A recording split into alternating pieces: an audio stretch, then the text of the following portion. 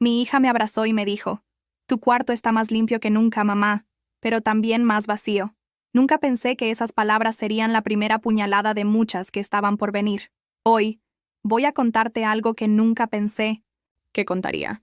Y si tú, por un segundo, sientes que esto te parece familiar, solo te pido que dejes un like y te suscribas. Me va a ayudar a continuar desahogando. Era un martes gris de febrero en Madrid, de esos días donde el cielo parece un manto de lana sucia que cubre toda la ciudad. Yo estaba en mi cuarto, el mismo donde había dormido durante los últimos 30 años, sentada en la esquina de mi cama matrimonial con las piernas cubiertas por una manta de lana que yo misma tejí hace 20 inviernos, cuando Madrid aún tenía nieve de verdad. Las paredes de mi habitación estaban pintadas de un rosa pálido que había elegido cuando aún creía en los finales felices. Sobre la mesita de noche descansaba un vaso de agua tibia con las pastillas para la presión, al lado de la fotografía donde aparecía abrazando a mis 3 nietos el día de los Reyes Magos del año pasado. Sus sonrisas parecían tan genuinas. Entonces, Carmen, mi hija de 42 años, entró sin tocar la puerta. Llevaba puesta esa chaqueta de cuero marrón que yo le había regalado por su cumpleaños, y sus botas de tacón alto resonaron contra el parquet como martillazos, contra mi tranquilidad. Su pelo castaño estaba recogido en esa coleta alta que siempre usaba cuando tenía prisa, y en sus ojos verdes, idénticos a los míos, había algo que no pude descifrar en ese momento. Mamá, en serio, tu cuarto está más limpio que nunca. Ni parece que vivas aquí. No lo dijo con ternura, lo dijo con ese tono cortante, condescendiente, como quien mira a una señora mayor y piensa que ya está de más. Sus palabras me llegaron como un viento helado que se cuela por una ventana, mal cerrada. Yo estaba doblando la ropa que acababa de sacar del armario, camisetas que olían a suavizante de lavanda y cardiganes que había usado durante años de inviernos madrileños. Está tan vacío que parece cuarto de hospital, continuó soltando, una risa seca que me erizó la piel. Aunque igual, ya no necesitas tantas cosas, ¿no? Mi estómago se revolvió como si hubiera bebido leche cortada. Las manos me empezaron a sudar mientras sostenía una blusa azul que había sido mi favorita para las cenas navideñas. Algo no andaba bien en su voz, en su manera de recorrer mi habitación con la mirada, como si estuviera calculando algo que yo no entendía. Carmen se acercó a mi tocador, donde tenía mis pocos perfumes, la crema para las manos que me traía, de la farmacia y un joyero pequeño de madera que había heredado de mi madre. Sus dedos, decorados con uñas pintadas de rojo intenso, acariciaron la superficie del espejo como si estuviera evaluando su estado. ¿Tienes las llaves de la casa, mamá?, preguntó de repente, volteándose hacia mí con una sonrisa que no llegaba a sus ojos. Nada más quiero pasar un ratito con Jimena. Dice que quiere ver tus fotos antiguas de cuando eras joven. Solo serán unas horitas, te lo prometo. Jimena, su mejor amiga desde la universidad, una mujer de su edad con el pelo rubio platinado y una risa estridente que siempre me había puesto nerviosa. La recordaba viniendo a casa cuando Carmen aún vivía conmigo, hablando de marcas de ropa que yo no conocía y lugares caros donde nunca había estado. Siempre me saludaba con una sonrisa forzada, como si yo fuera un obstáculo que había que sortear para llegar a lo realmente importante. Claro, mi niña, le respondí, porque así le había dicho toda su vida, desde que era pequeñita y corría por estos mismos pasillos con coletas despeinadas. Están en el cajón de la cocina, donde siempre. Me levanté de la cama con esa lentitud que ya había aceptado como parte de mis 68 años. Mis rodillas protestaron con un pequeño crujido, y tuve que apoyarme un momento en la pared para recuperar el equilibrio. Carmen me siguió hasta la cocina, una habitación pequeña pero acogedora donde había cocinado miles de comidas para su familia, donde había preparado sus meriendas de colegio, y donde ahora desayunaba sola cada mañana viendo las noticias en la pequeña televisión que tenía sobre la nevera. Las llaves estaban en el cajón junto a los paños de cocina, las cuchillas de afeitar que usaba para pelar las patatas y un montón de recibos que había ido guardando sin orden aparente. Cuando se las entregué, Carmen me dio un beso rápido en la mejilla, de esos besos mecánicos que se dan por costumbre más que por cariño. Gracias, mamá. Eres la mejor. No tardamos nada, en serio. Y yo, tonta de mí, se las di. Las llaves. De mi casa. Las llaves de mi vida. Las llaves de mi intimidad. La vi alejarse por el pasillo con esa prisa que siempre tenía, como si cada minuto que pasaba conmigo fuera un minuto perdido. Escuché el sonido de la puerta principal al cerrarse. Ese clic metálico que había oído miles de veces pero que esta vez sonó diferente, más definitivo, como el cerrojo de una celda. Me quedé sola en la cocina, rodeada por el silencio que había aprendido a conocer tan bien. El refrigerador zumbaba con su ruido familiar.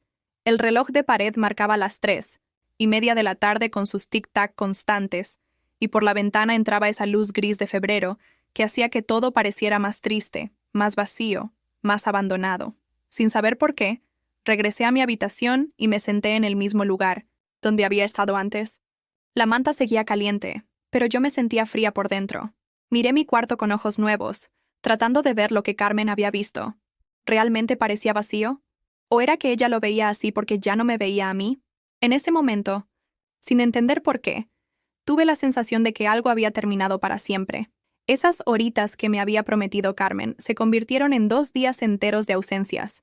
2 días donde mi casa dejó de ser mía, donde cada ruido me sobresaltaba, donde cada sombra en el pasillo me parecía una intrusión. El primer día intenté convencerme de que todo era normal. Carmen tenía su propia vida, sus propios horarios. Pero cuando llegó la medianoche y escuché pasos arrastrándose por el suelo de mi sala, supe que algo no andaba bien. Eran pasos cuidadosos, como de alguien que no quiere despertar a quien duerme, pero lo suficientemente pesados como para delatar que había más de una persona en mi casa. Me levanté en silencio de la cama, con el corazón latiendo tan fuerte, que pensé que se me iba a salir del pecho. Desde la rendija de mi puerta pude ver luz filtrándose desde el comedor. Una luz tenue, como de linterna o celular, no la lámpara principal. Y susurros. Susurros que no pude descifrar pero que sonaban urgentes, secretos. A la mañana siguiente, cuando finalmente se fueron, recorrí cada rincón de mi casa con la meticulosidad de una detective. Los cajones del aparador estaban ligeramente abiertos, cuando yo siempre los dejaba perfectamente cerrados. Los cojines del sofá no estaban en su posición habitual, y en la mesa del comedor, donde siempre tenía mi mantel de encaje bordado, había marcas circulares, como si hubieran puesto vasos o tazas directamente sobre la madera. Pero yo me hice la ciega, porque una madre no quiere imaginar que su hija, su propia hija, podría estar registrando su casa como si fuera una extraña. Me convencí de que eran ideas mías, paranoia de vieja solitaria, como Carmen siempre me decía cuando yo expresaba alguna preocupación. «Ay, mamá, ya estás. Mayor, todo te parece sospechoso», me había dicho apenas la semana anterior cuando le comenté que había notado que faltaba dinero de mi monedero. «A tu edad es normal que se te olviden las cosas. No pasa nada». Y yo me tragué las dudas, como me había tragado tantas cosas durante años. Mientras esperaba que me devolviera las llaves, mi mente viajó hacia atrás, a todos esos momentos donde había puesto a Carmen por encima de todo lo demás, incluida mi propia dignidad. Recordé cuando tenía 25 años y se quedó embarazada de Pablo, mi nieto mayor. El padre la abandonó cuando se enteró de la noticia, y Carmen llegó a mi casa llorando, con una maleta en una mano y una prueba de embarazo en la otra. «Mamá, no sé qué voy a hacer. No tengo trabajo, no tengo dinero, no tengo nada». Yo la recibí con los brazos abiertos, por supuesto. Vendí mi anillo de compromiso, el único recuerdo valioso que me quedaba de mi esposo fallecido, para pagar el parto privado que ella quería. «No voy a parir en la seguridad social como una cualquiera», me dijo. Y yo, que toda mi vida había confiado en la sanidad pública, hipotequé mi tranquilidad económica para darle el lujo que creía merecer. Durante 2 años, Carmen vivió en mi casa sin contribuir con un solo euro. Yo cuidaba a Pablo mientras ella salía con amigas, yo le hacía la compra mientras ella se quejaba de que no compraba las marcas que le gustaban, yo lavaba su ropa mientras ella criticaba cómo yo tendía las camisas. «Mamá, se van a arrugar todas. Mira, déjame enseñarte cómo se hace bien». Cuando finalmente consiguió trabajo en una oficina del centro de Madrid, me prometió que me devolvería el dinero del anillo en cuanto se estableciera. Eso fue hace 17 años. El anillo nunca se mencionó de nuevo. Luego vino Laura, mi nieta, 3 años después. Esta vez el padre sí se quedó, pero Carmen decidió que necesitaba una casa más grande. Por los niños. Me pidió que le prestara mis ahorros para la entrada del piso. «Es una inversión, mamá. Cuando se revalorice, te doy tu parte y hasta ganas dinero». Yo le di 30.000 euros. Todos mis ahorros de una vida trabajando como secretaria en una notaría del barrio de Chamberí. El piso se compró solo a nombre de ella y su pareja. Mi nombre nunca apareció en ningún documento. «Es más fácil así para los impuestos», me explicó. Y yo, que nunca era entendido de papeleos complicados, confié en su palabra. El piso se revalorizó, efectivamente. Se vendió 5 años después por casi el doble. Carmen se compró un coche nuevo, se fue de vacaciones a Tailandia y reformó su nueva casa. Yo seguí tomando el metro para visitarla, llevando tuppers con comida casera y regalos para los nietos que compraba con mi pensión de viuda. Recordé también las Navidades. Todas las Navidades donde yo cocinaba para 12 personas. Compraba los regalos para todos los niños. Decoraba mi casa para recibir a la familia que se presentaba con las manos vacías y el estómago vacío. Carmen llegaba con Jimena, sus hijos, su marido y a veces hasta los padres de él, porque tu casa es más acogedora, mamá, y cocinas mejor que nadie. Yo me levantaba a las 6 de la mañana para preparar el cordero, pelaba kilos de patatas, hasta que se me agrietaban las manos, planchaba manteles y servilletas, ponía mi mejor vajilla. Ellos llegaban a las 3 de la tarde, comían, veían la televisión en mi sofá y se iban a las 8, dejándome con una montaña de platos sucios y la casa hecha un desastre. Gracias por todo, mamá. Eres increíble, me decía Carmen mientras se ponía el abrigo para marcharse. Pero nunca se quedaba a ayudarme a recoger. Es que los niños están cansados y mañana tenemos que madrugar. El año pasado, cuando ya me dolían mucho las rodillas y les sugerí que podríamos hacer la cena en su casa, Carmen me miró como si hubiera propuesto algo absurdo. ¿En serio, mamá? Mi cocina es muy pequeña. Además, tú tienes mucha más experiencia cocinando para tanta gente. No te queremos quitar esa alegría. ¿Alegría? ¿De verdad pensaba que pasar 3 días cocinando y un día entero limpiando era una alegría para mí? ¿Y los nietos? Mis queridos nietos, Pablo, Laura y el pequeño Miguel. Al principio venían a verme por su cuenta. Me llamaban para contarme cosas del colegio. Me pedían que les enseñara a hacer mis croquetas famosas. Pero con el tiempo, las visitas se hicieron más raras, las llamadas más cortas. Carmen siempre tenía una excusa. Están muy ocupados con los estudios, tienen actividades extraescolares, ya sabes cómo son los adolescentes. Lo que me dolía más era que cuando sí venían, ya no me abrazaban como antes. Me daban besos, rápidos en la mejilla, se sentaban en el sofá mirando sus móviles, respondían con monosílabos a mis preguntas. Y cuando les ofrecía comida o dulces, Pablo, el mayor, había llegado a decirme: «Abuela, mamá dice que cocinas con demasiada grasa y que no es saludable». ¿Demasiada grasa? La misma comida que había criado a su madre, que había alimentado a generaciones de mi familia, ahora era poco saludable. Pero las croquetas congeladas del supermercado que Carmen compraba para darles de merendar, esas sí estaban bien. El segundo día de ausencia de llaves, Carmen finalmente apareció. Eran las 11 de la noche. Yo ya estaba en pijama, preparándome, para acostarme con la preocupación rondándome la cabeza como un moscardón persistente. Entró haciendo ruido, arrastrando los pies, con olor a perfume dulzón que no reconocí. «Ay, perdón, mamá, se me hizo tardísimo. Estuvimos viendo todas tus fotos con Jimena. ¡Qué joven eras! ¡Y qué guapa!». Me devolvió las llaves con una sonrisa que no me pareció sincera. «Por cierto, tienes muchas cosas muy bonitas guardadas. Jimena dice que tienes gusto para las antigüedades». Algo en su tono me puso los pelos de punta.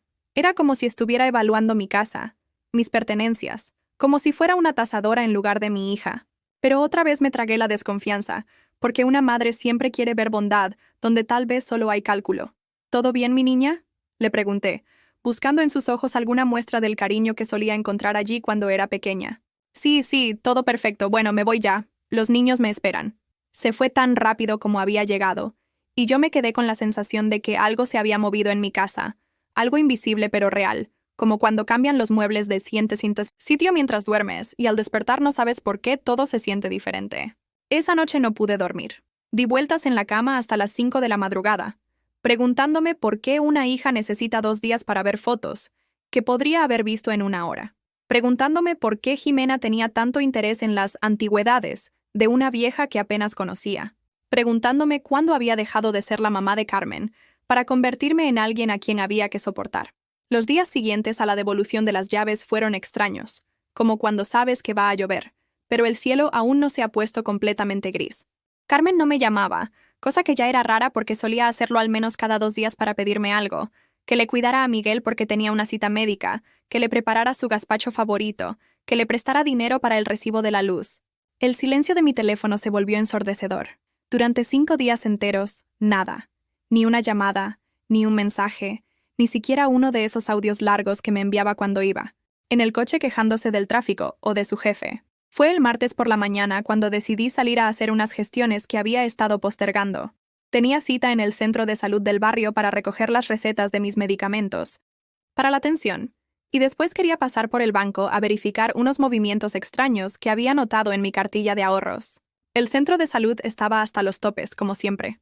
Después de casi 2 horas esperando entre personas que tosían, niños que lloraban y señores mayores que se quejaban de todo, finalmente pude recoger mis medicinas. Salí a la calle, con esa sensación de agotamiento que te da el sistema sanitario español cuando tienes más de 60 años, y cada trámite se vuelve una odisea. Iba caminando hacia la parada del autobús, cargando mi bolso de mano y una bolsa de plástico con las cajas de pastillas, cuando algo me llamó la atención. Frente al Café La Estrella, uno de esos establecimientos de toda la vida que tienen, las sillas de aluminio en la terraza y el menú del día escrito con tiza en una pizarra, había un grupo de chicas jóvenes riéndose a carcajadas. No me habría fijado en ellas para nada, pero una voz me resultaba familiar. Era Jimena, la amiga de Carmen, con su pelo rubio platinado recogido en un moño alto y esas gafas de sol enormes que usaba incluso cuando no había sol. Llevaba una chaqueta de cuero negra que se veía cara y estaba gesticulando exageradamente mientras les contaba algo a sus acompañantes. Me detuve en la acera de enfrente, no porque quisiera espiarla, sino porque algo brillante en su mano izquierda me había llamado la atención. Cuando levantó la taza de café para beber, el objeto capturó la luz de la mañana y me envió un destello que me llegó directo al alma. Era mi pulsera. Mi pulsera de plata con grabado andaluz que mi madre me había puesto en la muñeca el día de mi boda, hace 45 años. La misma pulsera que ella había usado en su propia boda y que su madre había usado en la suya. Una reliquia familiar que había pasado de generación en generación, con pequeños grabados de flores que parecían danzar alrededor de la plata cuando la luz las tocaba. La pulsera que había desaparecido de mi cajón después de que Carmen pasara esos 2 días viendo fotos en mi casa. Me quedé paralizada en medio de la acera, con la boca seca y el corazón latiéndome tan fuerte que pensé que la gente a mi alrededor podría escucharlo. Una señora que caminaba detrás de mí me tuvo que esquivar, murmurando algo sobre viejas que se plantan en cualquier lado. Pero yo no me podía mover. No podía apartar la mirada de mi pulsera en la muñeca de una desconocida que la movía con orgullo, como si fuera una joya nueva que acabara de comprarse en alguna tienda elegante del centro. Jimena la movía deliberadamente, mostrándosela a sus amigas, haciendo que brillara al sol. «Es antigua», la escuché decir desde mi lado de la calle. «Tiene muchísimo valor sentimental». ¿Valor sentimental? ¿Para quién? ¿Para ella, que la había conocido hace una semana? ¿O para mí, que la había usado en cada evento importante de mi vida adulta? Esa pulsera había estado en mi muñeca el día que nació Carmen. Había estado ahí cuando enterré a mi esposo. Había estado ahí en todas las primeras comuniones de mis nietos, en todas las navidades familiares, en todos los momentos donde necesitaba sentir que mi madre, fallecida hacía 15 años, seguía conmigo de alguna manera. Y ahora estaba decorando la muñeca de una mujer que ni siquiera sabía mi apellido. Me aferré a la bolsa de las medicinas con tanta fuerza que el plástico se arrugó haciendo ruido. Sentí que las piernas me temblaban y que el mundo a mi alrededor se volvía borroso. No era solo la pulsera, era lo que representaba. Era la confirmación de que mi propia hija había entrado a mi casa no para compartir recuerdos conmigo, sino para robarme mi historia. Porque eso era lo que había hecho. No me había robado solo un objeto. Me había robado a mi madre. Me había robado mis recuerdos. Me había robado la única conexión tangible que me quedaba con las mujeres de mi familia que ya no estaban. Crucé la calle sin mirar, esquivando coches que me tocaron la bocina y conductores que me gritaron cosas que no registré. Tenía que verla de cerca. Tenía que confirmar que no estaba volviéndome loca, que realmente era mi pulsera y no una parecida. Me acerqué a la terraza del café con el corazón en la garganta. Jimena seguía hablando animadamente, pero cuando me vio acercándome, su expresión cambió. La sonrisa se le borró de la cara y se puso las gafas de sol más altas, como si quisiera esconderse. «Disculpe», le dije con voz temblorosa, señalando su muñeca. «Esa pulsera». «¿Perdón?», me respondió con un tono frío, como si yo fuera una mendiga molestándola. «Esa pulsera que lleva es muy parecida a una que yo tenía». Jimena se cubrió la muñeca con la otra mano, instintivamente, como un niño que esconde algo que ha robado. «Es un regalo», dijo secamente. «Y es muy personal». Sus amigas me miraron con esa mezcla de incomodidad y desprecio que la gente joven suele mostrar hacia los viejos que se meten donde no los llaman. Una de ellas murmuró algo sobre «señoras que se confunden», y otra soltó una risita nerviosa. Pero yo seguía mirando la pulsera. Era mía, no había duda. Tenía una pequeña abolladura cerca del broche que se había hecho cuando se me cayó en las escaleras de mi edificio hace 10 años. Tenía esa marca específica en uno de los grabados, donde el platero había tenido que hacer una reparación cuando yo tenía 30 años. ¿Quién se la regaló?, pregunté, aunque mi voz sonaba tan débil que apenas la reconocí como mía. Una amiga muy especial, respondió Jimena, levantándose de la silla bruscamente. Y ahora, si me disculpa, tengo cosas que hacer. Se alejó con sus amigas, todas cuchicheando y mirándome por encima del hombro, como si yo fuera una loca escapada de algún sitio. Pero antes de doblar la esquina, la vi tocarse la pulsera una vez más, acariciándola con la familiaridad de quien ya se había acostumbrado a llevarla. Me quedé sola en la terraza del café, rodeada de mesas vacías y colillas de cigarrillo en los ceniceros. El camarero me preguntó si quería algo, pero yo no podía hablar. Solo pude negar con la cabeza y salir de allí como alma en pena. El camino de vuelta a casa se me hizo eterno. Cada paso era una confirmación de lo que mi corazón ya sabía, pero mi cabeza se negaba a aceptar. Mi propia hija me había robado. No solo me había robado un objeto, me había robado la confianza, me había robado la paz, me había robado la ilusión de que todavía tenía una familia que me respetaba. Cuando llegué a mi apartamento, fui directamente a mi habitación y abrí el cajón donde guardaba mis pocas joyas. La ausencia de la pulsera me golpeó como una bofetada. Durante días había estado diciéndome que tal vez la había guardado en otro sitio, que tal vez se me había olvidado dónde la había puesto. Pero ya no podía mentirme más. Se la había llevado Carmen durante esos 2 días de ver fotos y se la había regalado a su amiga como si fuera suya para regalar.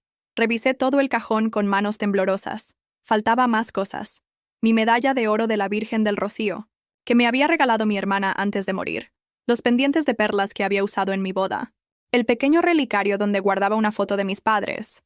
Mi cajón de recuerdos había sido saqueado por mi propia hija, que había convertido mi historia familiar en regalos para una amiga que no sabía ni valoraba su significado.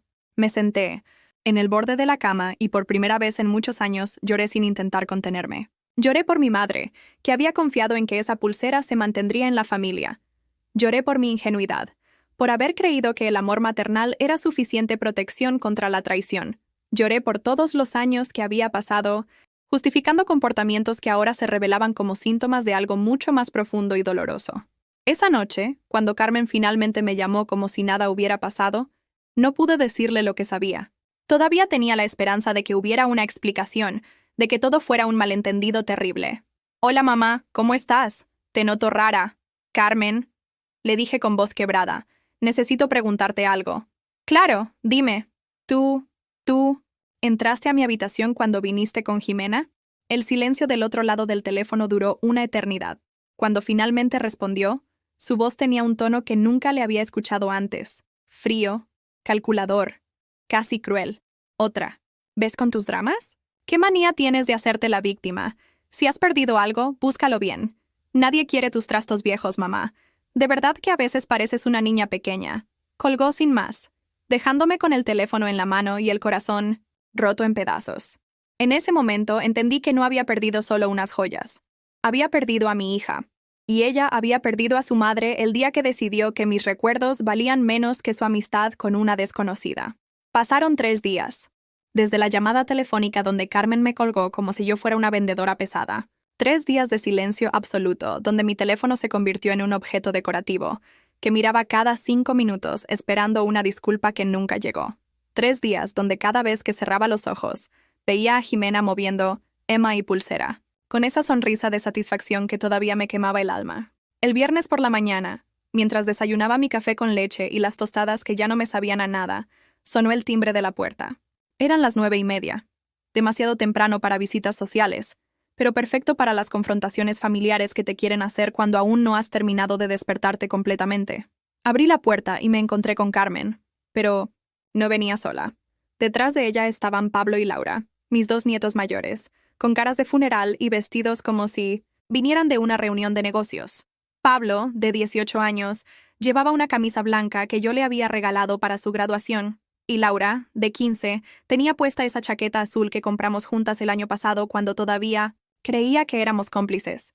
«Hola, mamá», me dijo Carmen con esa voz falsa que usaba cuando quería algo importante. «¿Podemos pasar? Tenemos que hablar contigo». El «tenemos» me sonó amenazante, como cuando te citan en el colegio para hablarte del comportamiento de tu hijo. Solo que esta vez yo era la que estaba en problemas. Los dejé entrar porque ¿qué otra cosa podía hacer? Era mi familia, aunque cada día me costará más reconocerlos como tal. Se sentaron en mi sofá de la sala, los tres en fila, como un tribunal dispuesto a juzgarme. Carmen en el medio, como la líder de esa operación que había planeado cuidadosamente.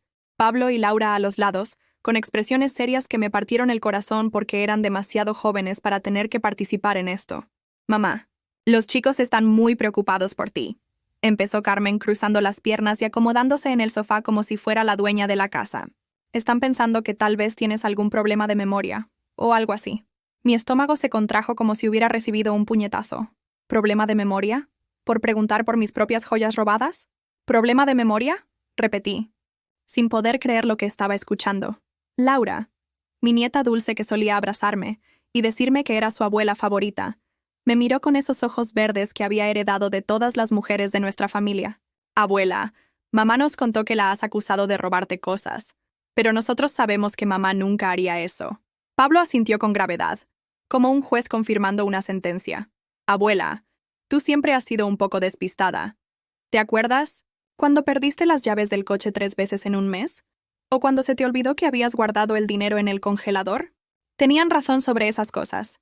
Pero esas habían sido distracciones normales, despistes de una persona que había vivido sola durante años y que a veces ponía las cosas en sitios extraños. Esto era diferente. Esto era deliberado, calculado, cruel. No es lo mismo, murmuré. Pero mi voz sonaba débil hasta para mí misma. Carmen se inclinó hacia adelante, poniendo esa cara de preocupación que había perfeccionado durante años de manipulación. Mamá, mírame a los ojos. Yo jamás te robaría nada. Jamás. ¿Cómo puedes pensar algo así de tu propia hija? Y ahí estaba el golpe maestro. La inversión completa de la situación. De repente yo era la mala de la película. Yo era la que había acusado injustamente a una hija inocente. Yo era la que tenía problemas mentales por pensar mal de la familia que tanto me amaba. Pero vi la pulsera. Insistí, aunque las palabras me salían entrecortadas. La vi en la muñeca de Jimena. La pulsera de la abuela, la que me falta. Carmen suspiró profundamente, como si fuera una madre paciente explicándole algo a un niño caprichoso. Mamá, Jimena tiene una pulsera parecida que se compró en el Cincinnati. Rastro el mes pasado. No es la tuya. La tuya probablemente la guardaste en algún sitio y se te olvidó dónde. Busca bien en casa, abuela, agregó Pablo con esa condescendencia que aprenden los adolescentes cuando quieren hacerte sentir estúpida. Seguro la encuentras. Laura se levantó del sofá y se acercó a abrazarme. Su abrazo, que antes me llenaba de calor y felicidad, ahora me parecía frío y calculado. Te queremos mucho, abuela. Pero nos duele verte así, tan desconfiada. No es bueno para ti vivir pensando que todos te quieren hacer daño. Todos te quieren hacer daño. Como si fuera una paranoia mía. Como si la traición fuera algo que yo me había inventado por aburrimiento o por ganas de crear drama. Carmen se levantó también, alisándose la falda con ese gesto elegante que había desarrollado desde que empezó a salir con gente que tenía más dinero que nosotras. Mamá, hemos pensado que tal vez sería bueno que vieras a un médico, un especialista que pueda ayudarte con estos olvidos. ¿Olvidos? ¿Un especialista? Me estaban sugiriendo que tenía demencia senil porque había descubierto su robo. Era la estrategia perfecta. Si yo estaba loca, entonces mis acusaciones no tenían validez. Si yo tenía problemas de memoria, entonces ellos podían hacer lo que quisieran con mis cosas porque yo no me acordaría de todas formas. Yo no tengo problemas de memoria, dije, pero incluso a mí me sonó como una defensa desesperada. Sé perfectamente lo que vi. Pablo y Laura intercambiaron una mirada que creían que yo no notaría. Una mirada que decía claramente, la abuela se está volviendo paranoica, tal como nos dijo mamá. Carmen había preparado todo esto. Había traído a mis nietos como testigos de mi supuesta demencia. Los había convencido de que su abuela se estaba volviendo loca, para que cuando yo hablara de robos y traiciones, ellos fueran los primeros en dudar de mi cordura. Mira, mamá, dijo Carmen, sacando su móvil del bolso. Te voy a buscar un médico muy bueno que trata estos temas. Se llama Dr. Martínez y tiene muy buenas referencias. Ya lo tenía todo planeado. El médico, la historia, los testigos. Solo le faltaba que yo aceptara ser declarada mentalmente incompetente para poder quedarse con todo lo que fuera de valor en mi casa. No necesito médico, murmuré. pero mi voz sonaba tan débil que hasta yo dudé de mis propias palabras. Claro. Que sí, abuela, insistió Laura con esa dulzura venenosa que había aprendido de su madre. Es por tu propio bien. Por mi propio bien. Las palabras más peligrosas del mundo, cuando vienen de la boca de alguien que dice amarte. Carmen se acercó a la ventana y miró hacia la calle como si estuviera contemplando el futuro. Además, mamá, hemos estado pensando que esta casa es demasiado grande para ti sola, y mantenerla debe ser muy caro. Ahí estaba. El verdadero motivo de toda esta función teatral. Mi casa. Mi último refugio. El único lugar en el mundo donde todavía me sentía dueña de algo. Esta casa es mía, dije, y por primera vez en todo el día mi voz sonó firme. Sí, claro, respondió Carmen sin mirarme, pero tal vez sería mejor que vivieras en un sitio más pequeño, más fácil de mantener. Hay residencias muy bonitas donde podrías estar más acompañada. Residencias, asilos, lugares donde meten a los viejos que ya no pueden cuidarse solos, y donde los familiares pueden visitarlos una vez al mes con la conciencia tranquila. Pablo y Laura asintieron como si la idea de deshacerse de mí fuera lo más lógico del mundo, como si yo fuera un estorbo que había que reubicar en algún lugar donde no molestara a nadie. Y mientras tanto, continuó Carmen, yo podría encargarme de la casa. Ya sabes, mantenerla en buen estado, pagar los recibos, asegurarme de que todo esté bien. Mantenerla en buen estado. Pagar los recibos con mi dinero. Vivir en mi casa mientras yo me pudría en algún geriátrico esperando visitas que nunca llegarían. Era perfecto. Me declaraban loca. Me metían en una residencia. Se quedaban con mi casa y con todo lo que había dentro. Y lo mejor de todo es que lo harían por mi propio bien, por amor, por preocupación familiar. No voy a irme de mi casa, dije, y esta vez mi voz salió clara y fuerte. Carmen se volteó hacia mí con una sonrisa que no llegaba a sus ojos. Mamá, nadie te está echando. Solo estamos pensando en lo que es mejor para ti. Lo mejor para mí es que me devuelvas mis cosas y que dejes de mentir, respondí, sorprendiéndome a mí misma con la firmeza de mi tono. La sonrisa de Carmen se desvaneció completamente. Pablo y Laura se miraron incómodos, como si hubieran presenciado algo que no deberían haber visto. El ambiente de la sala se volvió tenso, eléctrico, peligroso. Mamá, dijo Carmen con voz fría, creo que realmente necesitas ayuda. Y si no quieres aceptarla voluntariamente. No terminó la frase, pero la amenaza flotó en el aire como humo tóxico. Si yo no cooperaba, ella encontraría la manera de obligarme. Tenía a los nietos de testigos, tenía la historia preparada, tenía todos los elementos necesarios para declararme incapaz de manejar mis propios asuntos. Se fueron los tres juntos, dejándome con la sensación de haber sido visitada por extraños que llevaban las caras de mi familia, pero que tenían corazones de hielo.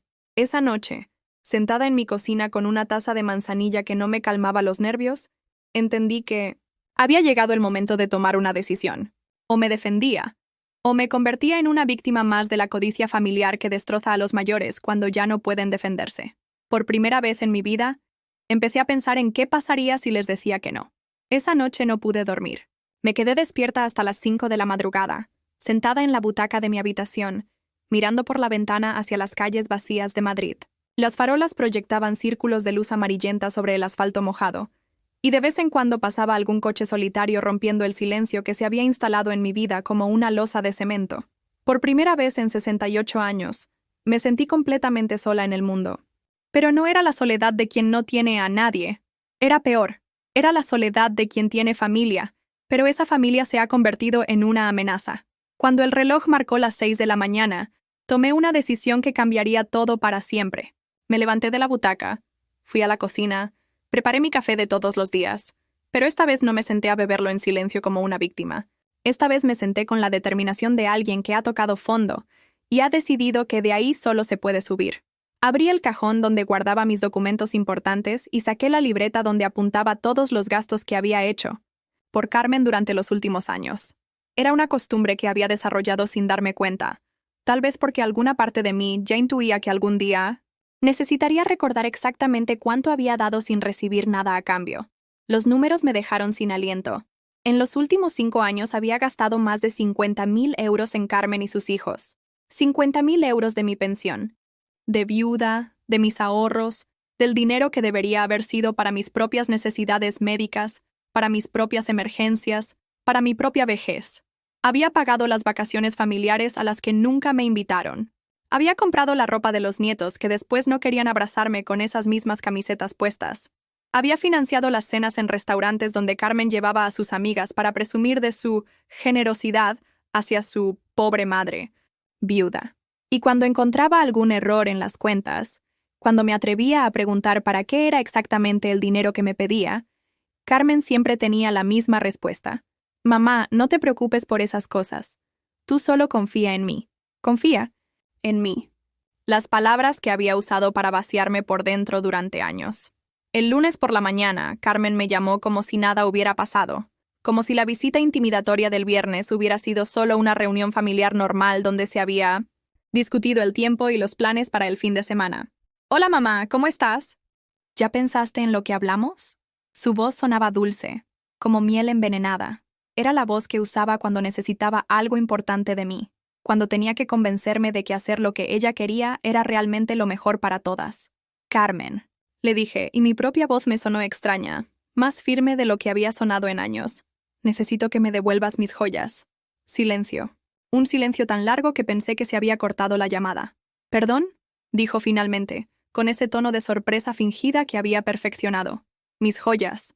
La pulsera de la abuela, la medalla de la Virgen, los pendientes de perlas. Quiero que me los devuelvas. Mamá, ya hablamos de esto. Tú perdiste esas cosas. Nadie te las robó. Estás confundida. Pero esta vez no me dejé amedrentar por su tono condescendiente. Esta vez había tomado una decisión. Carmen, vi mi pulsera en la muñeca de Jimena. Con mis propios ojos. O me la devuelves o voy a la policía. Otra pausa larga. Cuando habló de nuevo, su voz había cambiado completamente. Ya no era dulce. Era fría, amenazante, peligrosa. ¿A la policía? ¿En serio, mamá? ¿Vas a denunciar a tu propia hija por unas joyas que tú misma perdiste? ¿Sabes lo que van a pensar de ti? Van a pensar que estás loca. Y tal vez tengan razón. Puede ser, respondí, y mis propias palabras me sorprendieron, por lo calmadas que sonaban. Pero eso lo decidirán ellos, no tú. Mamá, estás cometiendo un error muy grande, muy grande. El error lo cometí hace años, cuando empecé a creer que robarte era amor. Colgué el teléfono antes de que ella pudiera responder. Mis manos temblaban, pero no de miedo. Temblaban de liberación, de la adrenalina que produce hacer algo, que jamás pensaste que serías capaz de hacer. Durante los siguientes días, Carmen no me llamó. Tampoco vinieron los nietos. La casa se llenó de un silencio diferente al que había conocido hasta entonces. No era el silencio de la soledad, era el silencio de la paz. Por primera vez en años no tenía que preocuparme por qué me iba a pedir Carmen. ¿Qué emergencia inventada necesitaría que yo resolviera con mi dinero? ¿Qué favor me haría sentir culpable por no poder cumplir? El jueves por la tarde alguien tocó el timbre. Por un momento pensé que era Carmen viniendo a disculparse, a devolverme mis cosas, a admitir que se había equivocado. Pero cuando abrí la puerta, me encontré con Miguel, mi nieto pequeño de 8 años. Estaba solo, con su mochila del colegio a la espalda, y esa cara de preocupación que no debería tener un niño de su edad. Sus ojos marrones tan parecidos a los míos estaban llenos de lágrimas que intentaba contener como un hombrecito valiente. Abuela, me dijo con voz temblorosa, mamá dice que tú ya no me quieres. Se me partió el corazón. Literalmente, sentí como si algo se rompiera dentro de mi pecho. Carmen había usado a su propio hijo de 8 años como arma emocional contra mí. Le había metido en la cabeza a ese niño inocente que su abuela ya no lo quería, solo porque yo me había atrevido a reclamar lo que me habían robado.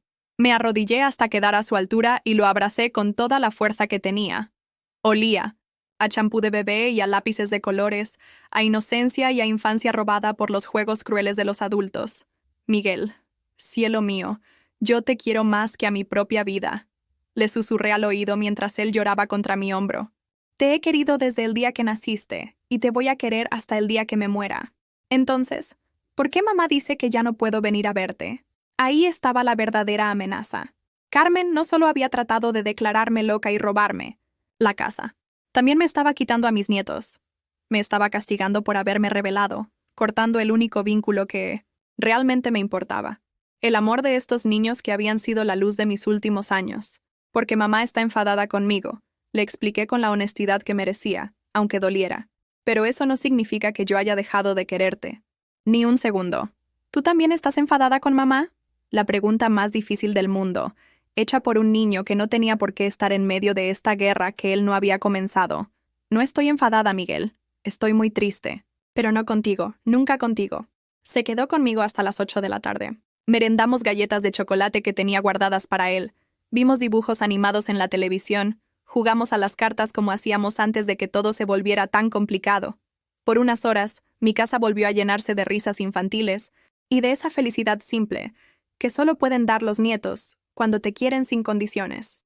Cuando llegó la hora de que se fuera, porque sabía que Carmen vendría a buscarlo y no quería crear una escena delante del niño, le di un beso en la frente y le prometí algo que no sabía si podría cumplir. Pase lo que pase, Miguel, recuerda que tu abuela te quiere, y si algún día necesitas hablar conmigo, encuentra la manera de hacerlo. Esa noche, después de que Miguel se fuera, me senté en mi cocina con una decisión tomada. Saqué una hoja de papel y escribí algo que nunca pensé que escribiría.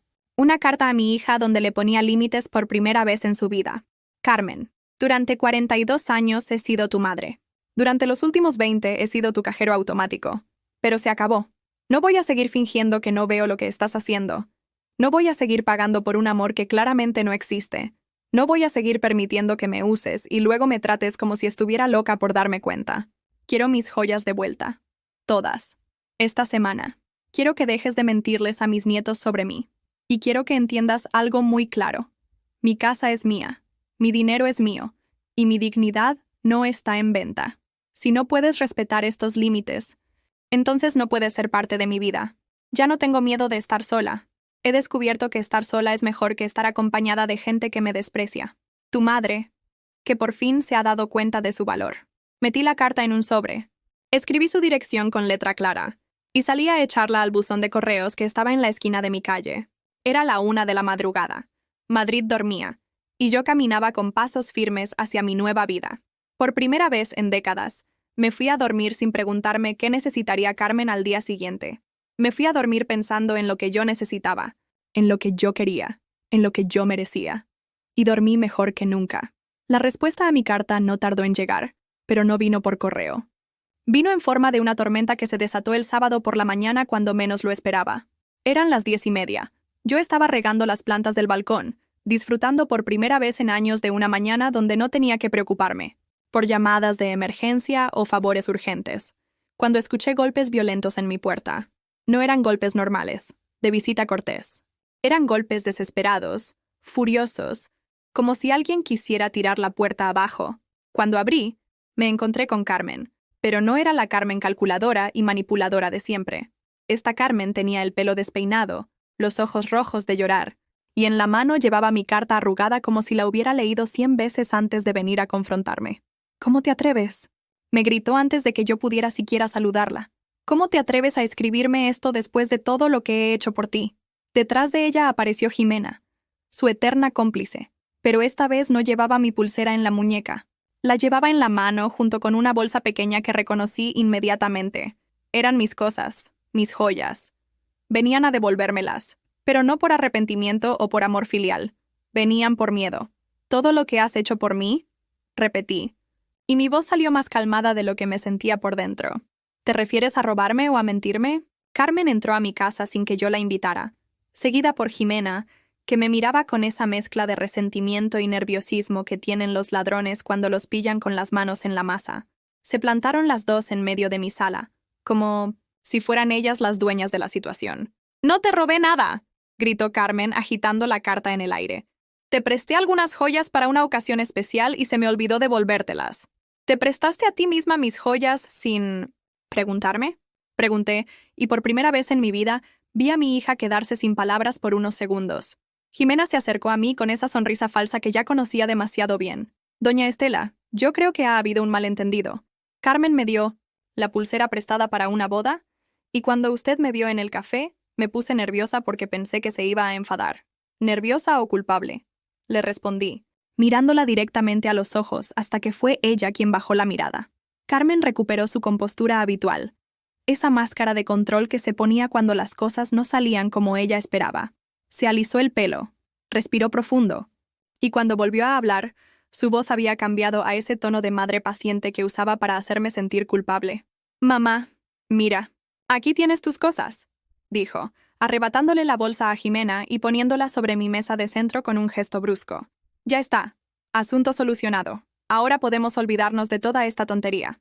Abrí la bolsa con manos temblorosas. Ahí estaba mi pulsera, la medalla de la Virgen, los pendientes de perlas, el relicario con las fotos de mis padres.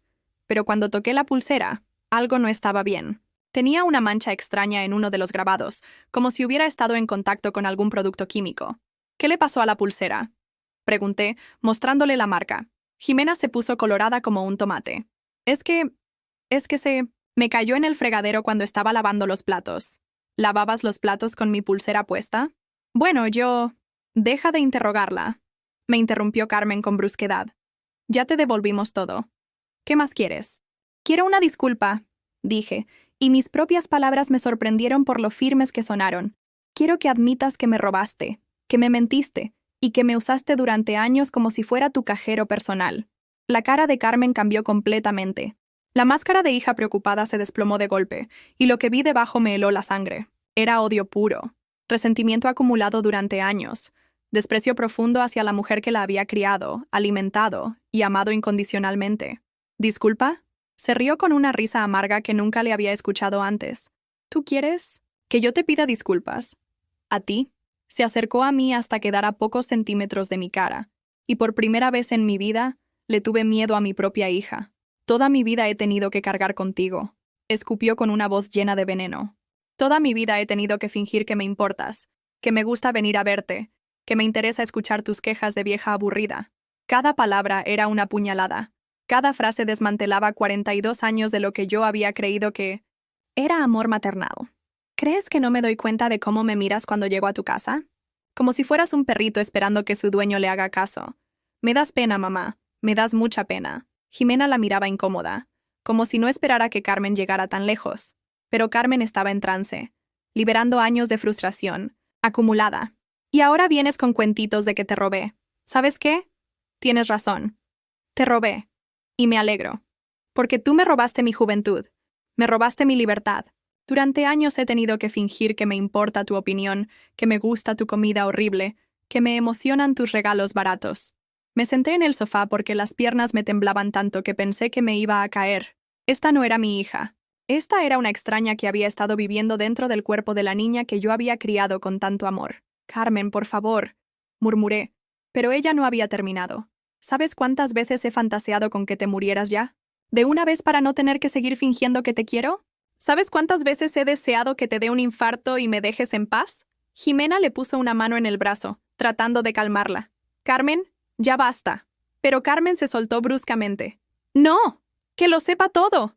Mamá, eres un estorbo. Siempre. Lo has sido.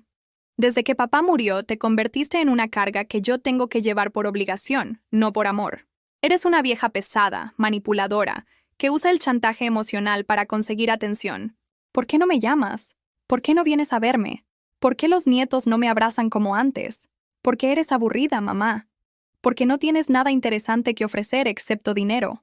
Se paseaba por mi sala como un animal enjaulado, liberando décadas de resentimiento que había mantenido oculto detrás de sonrisas falsas y visitas obligatorias.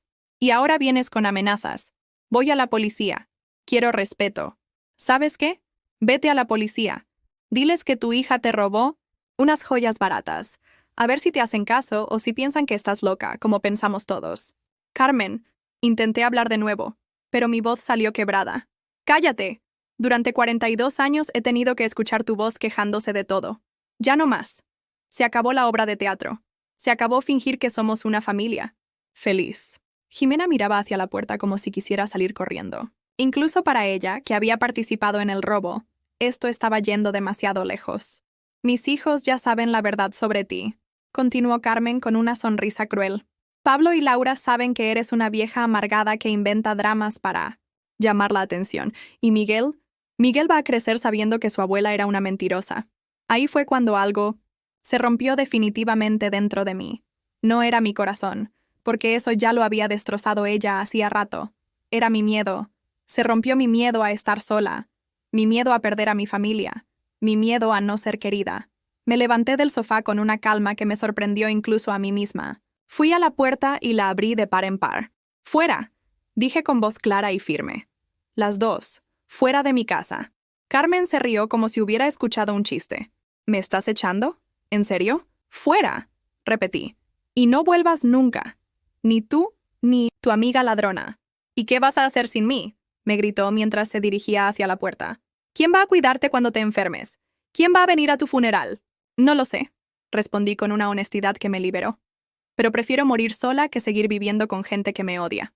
Carmen se detuvo en el umbral de la puerta y me miró con una expresión que jamás olvidaré. Era una mezcla de sorpresa, rabia y algo que tal vez era respeto. Por primera vez en su vida su madre la había plantado cara. Esto no se queda así, me amenazó. Vas a arrepentirte de esto. Ya me estoy arrepintiendo, le respondí. Me arrepiento de haber tardado tanto en darme cuenta de quién eres realmente. Se fueron dando un portazo que hizo temblar las paredes de mi apartamento.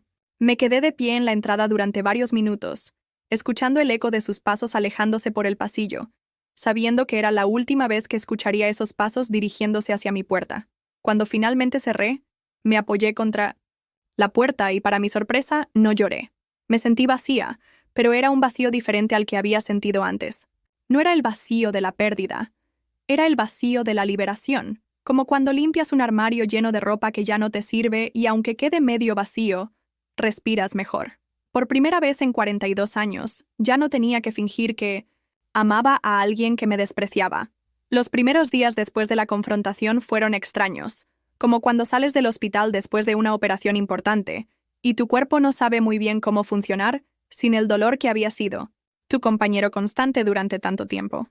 El silencio de mi casa ya no me asustaba.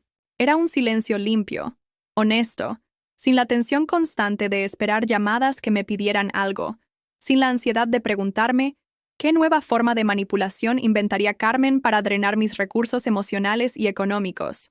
El primer lunes después de echarla de mi vida, hice algo que no había hecho en más de 20 años. Me levanté sin prisa. No tenía que preparar comida extra por si venían visitas inesperadas. No tenía que revisar el teléfono para ver si había alguna emergencia que requiriera mi dinero o mi tiempo. No tenía que vestirme pensando en si mi ropa le parecería adecuada a alguien más. Me preparé mi café con leche, me senté en 1900, mi butaca favorita junto a la ventana, y por primera vez en décadas me pregunté, ¿qué quiero hacer hoy? No qué tengo que hacer, no qué esperan que haga, sino qué quiero hacer yo.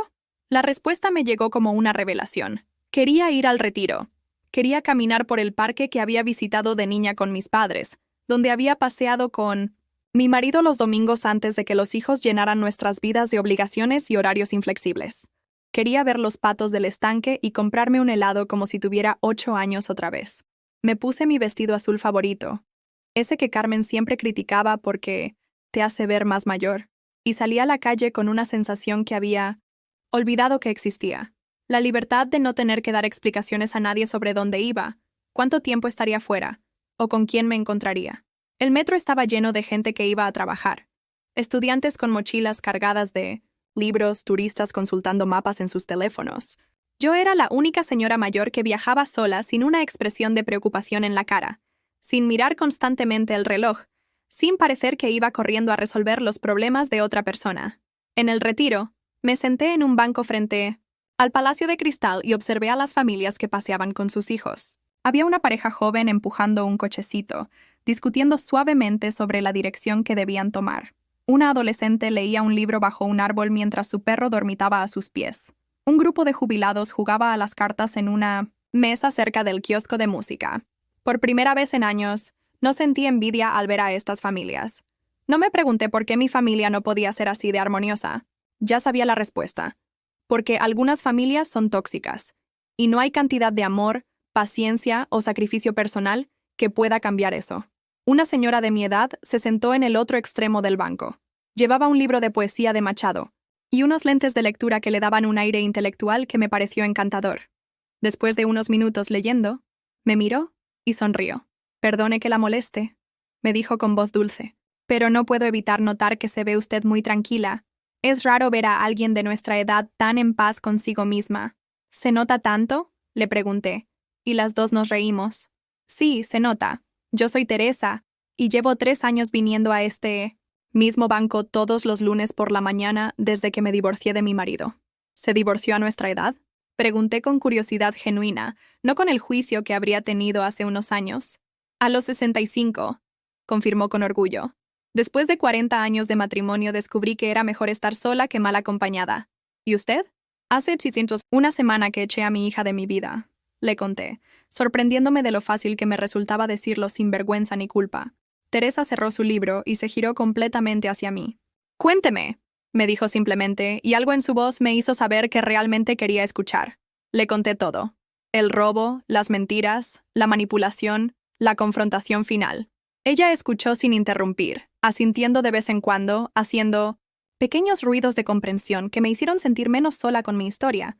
¿Sabe qué es lo más triste de todo esto? Me preguntó cuando terminé mi relato. Que probablemente durante años usted se sintió culpable por no ser suficiente para su hija, cuando la realidad es que su hija nunca fue suficiente para usted. Sus palabras me llegaron como un rayo. Tenía razón. Durante décadas me había torturado preguntándome qué había hecho mal como madre. ¿Por qué Carmen no me quería como yo la quería a ella? ¿Qué podía hacer para merecer su amor? Nunca se me había ocurrido preguntarme si ella merecía el mío. ¿No se siente culpable por haber cortado el contacto? Le pregunté. Al principio sí, admitió Teresa. Pero luego me di cuenta de que la culpa es un lujo que las mujeres de nuestra edad no podemos permitirnos. ¿Cuánto tiempo nos queda para ser felices? ¿Vamos a desperdiciarlo sintiéndonos mal por haber elegido nuestra propia paz mental? Esa tarde, Teresa me invitó a tomar café en un lugar cerca del parque. Me habló de su nueva vida. Clases de pintura los martes, voluntariado en una biblioteca los jueves, cenas con un grupo de amigas divorciadas los sábados. Una vida llena de actividades que había elegido ella, no que le habían impuesto. ¿No extraña a su familia? Le pregunté. Extraño la idea de tener una familia, me respondió con honestidad brutal. Pero no extraño el drama constante, las peleas por dinero, los chantajes emocionales. No extraño tener que caminar en punta de pie en mi propia casa, para no molestar a alguien que de todas formas iba a encontrar motivos para estar molesto conmigo. Cuando me fui a casa esa tarde, llevaba el teléfono de Teresa y la promesa de vernos la semana siguiente. También llevaba algo más valioso, la certeza de que había tomado la decisión correcta. Los días siguientes desarrollé rutinas nuevas. Me levantaba cuando tenía ganas, no cuando el miedo a una llamada de emergencia me despertaba a las 6 de la mañana. Desayunaba leyendo el periódico completo, no solo los titulares mientras esperaba a que sonara el teléfono. Cocinaba lo que se me antojaba, no lo que sabía que le gustaba a una familia que nunca agradecía mis esfuerzos. El viernes, mientras limpiaba mi habitación, me detuve frente al espejo del tocador. La mujer que me miraba desde el vidrio era la misma de siempre físicamente, pero había algo diferente en sus ojos. Ya no había esa expresión de ansiedad constante, esa mirada de animal acorralado que había tenido durante años sin darme cuenta. Por primera vez en mucho tiempo, me gustó lo que vi. Me gustó la tranquilidad de mi expresión. Me gustó la ausencia de tensión en mis hombros. Me gustó la pequeña sonrisa que se me había quedado grabada en las comisuras de los labios. Abrí mi armario y saqué todos los vestidos que Carmen había criticado a lo largo de los años. Ese color te envejece. Esa falda es demasiado llamativa para tu edad. Esos zapatos están pasados de moda. Uno por uno, me los probé frente al espejo, y uno por uno decidí cuáles me hacían sentir hermosa, sin importar la opinión de nadie más. Esa noche, mientras cenaba tranquilamente viendo una película que había querido ver durante meses, sonó el timbre. Mi primer instinto fue de pánico. ¿Habría vuelto Carmen? ¿Traería a los nietos como escudos emocionales? ¿Vendría con más amenazas? Pero cuando miré por la mirilla, vi a Miguel, mi nieto pequeño, solo en el pasillo. Tenía los ojos rojos de llorar y llevaba una mochila pequeña en la espalda. Abrí la puerta inmediatamente, y él se lanzó a mis brazos. «Abuela, me escapé», me susurró contra mi pecho. «Mamá dice cosas muy feas de ti y no es verdad.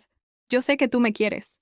Lo abracé con toda la fuerza que tenía, respirando el olor a champú de niño que siempre me transportaba a los mejores momentos de la maternidad.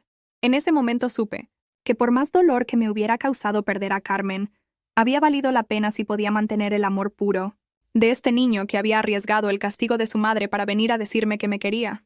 «Claro que te quiero, mi cielo», le dije. «Te quiero más que a nada en el mundo. ¿Puedo quedarme contigo esta noche?» Y me preguntó con esa confianza absoluta que solo tienen los niños que se sienten seguros con alguien. «Puedes quedarte todas las noches que quieras», le respondí. Y mientras decía esas palabras, supe que mi nueva vida iba a ser diferente de lo que había imaginado, pero no menos valiosa.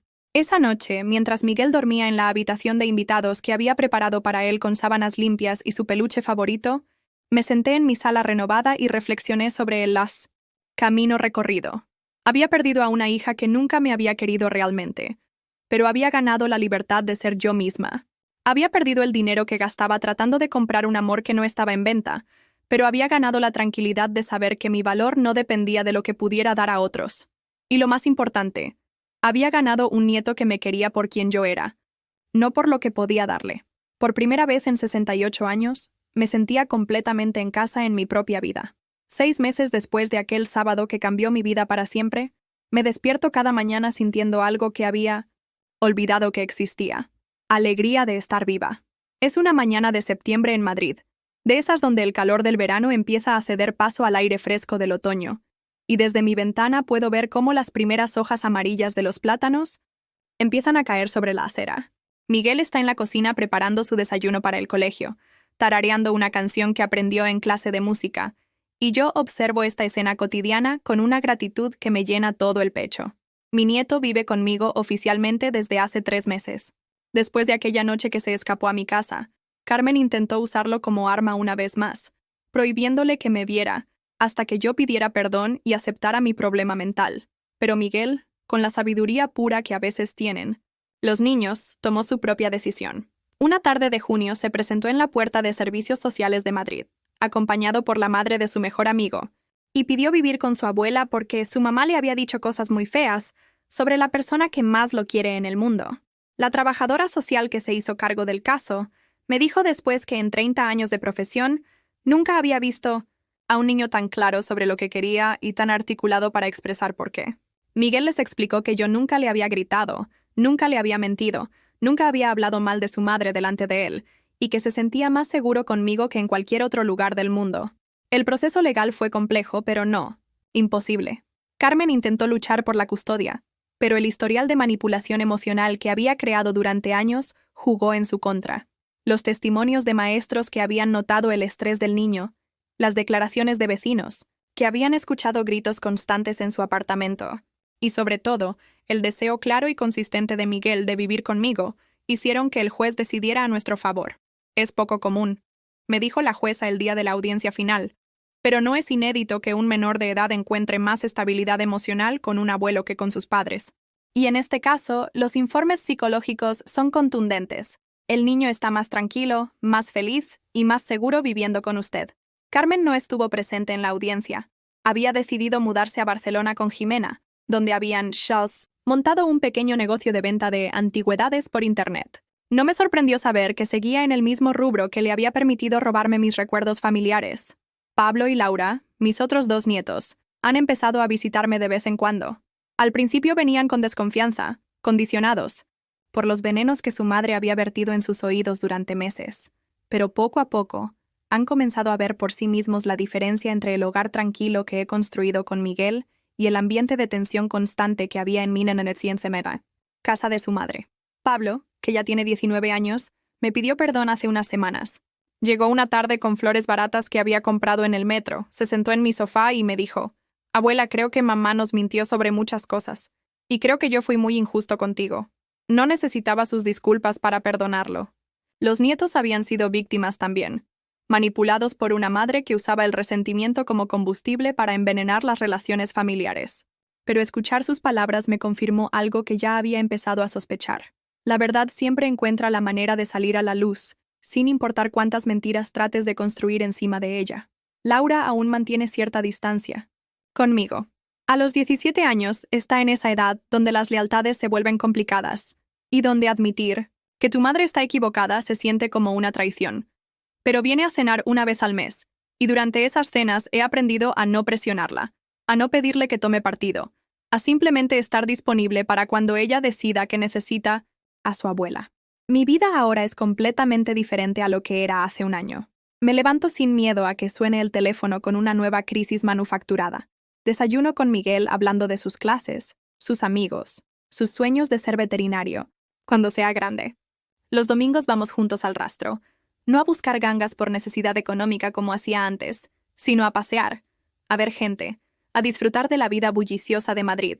He empezado a tomar clases de pintura con Teresa, mi amiga del retiro, quien se ha convertido en una compañera de aventuras a los 65 años. Los martes por la tarde vamos juntas a un taller en el barrio de Malasaña, donde un profesor paciente nos enseña a capturar la luz de Madrid en acuarelas que nunca serán perfectas, pero que nos llenan de satisfacción cada vez que logramos terminar una. ¿Sabes qué es lo mejor de empezar algo nuevo a nuestra edad? Me dijo Teresa la semana pasada mientras pintábamos un paisaje de la casa de campo. Que lo hacemos solo por placer. No tenemos que demostrar nada a nadie. No tenemos que ser las mejores. No tenemos que justificar el tiempo que gastamos en algo que nos hace felices. Tiene razón. Durante décadas, cada minuto de mi tiempo había estado justificado por su utilidad para otros. Cocinaba porque la familia tenía hambre, limpiaba porque la casa tenía que estar presentable para las visitas, ahorraba dinero porque Carmen siempre necesitaba algo. Nunca me había preguntado qué quería hacer yo simplemente porque me hacía feliz. Ahora pinto acuarelas terribles. Leo novelas románticas que Carmen habría considerado poco serias. Me compro vestidos de colores que me gustan sin preguntarle a nadie si me hacen ver mayor. Voy al cine sola los miércoles por la tarde, aprovechando los descuentos para jubilados, y disfruto de películas que elijo yo misma en lugar de soportar las comedias simplonas, que era lo único que le gustaba ver a mi hija cuando venía a visitarme. Mi situación económica, paradójicamente, ha mejorado enormemente. Sin los constantes sangrados de dinero que representaban las emergencias de Carmen, he podido por primera vez en años ahorrar una parte de mi pensión. He calculado que en los últimos 6 meses he ahorrado más de lo que había ahorrado en los 5 años anteriores. Con parte de ese dinero, me compré algo que siempre había soñado, pero nunca me había atrevido a considerar. Un viaje. Miguel y yo nos fuimos 15 días a Galicia en agosto, a conocer el pueblo donde nació mi madre y que ella siempre me había descrito con nostalgia. Rentamos un coche pequeño y recorrimos pueblitos costeros. Comimos mariscos en tabernas familiares y Miguel corrió por las playas mientras yo recordaba las historias que mi madre me contaba sobre su infancia cerca del mar. «Abuela», me dijo, una noche mientras cenábamos pulpo en una terraza con vista al océano, ¿por qué mamá no quiso venir con nosotros? Era una pregunta difícil, pero Miguel se merecía una respuesta honesta, adaptada a su edad. A veces, Miguel, las personas se lastiman tanto por dentro que se olvidan de cómo ser felices. Y cuando eso pasa, también se olvidan de cómo hacer felices a otros. ¿Tú crees que mamá era infeliz? Me preguntó con esa curiosidad genuina que tienen los niños. Creo que sí, le respondí después de pensarlo un momento. Creo que mamá tenía tanta rabia guardada adentro que no le quedaba espacio para el amor.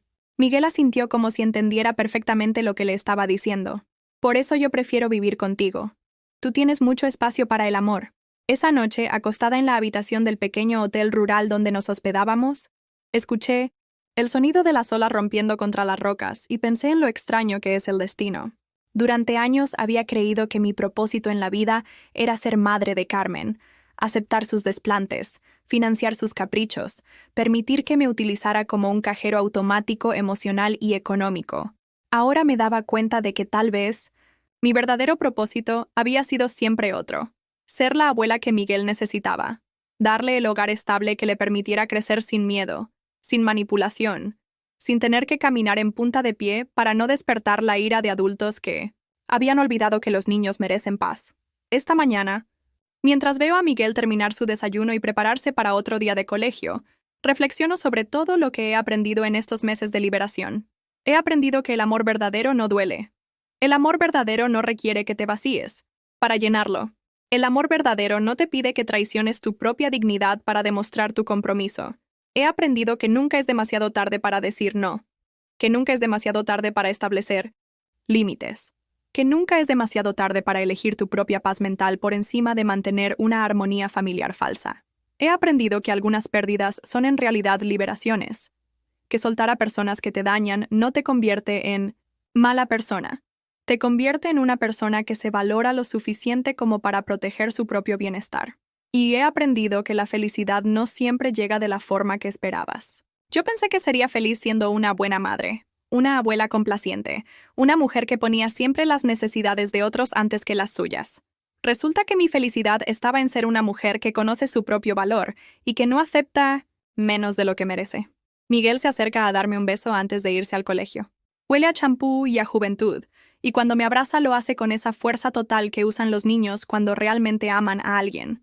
Te quiero, abuela, me dice, como me dice cada mañana. Y yo a ti, mi cielo, le respondo, como le respondo siempre.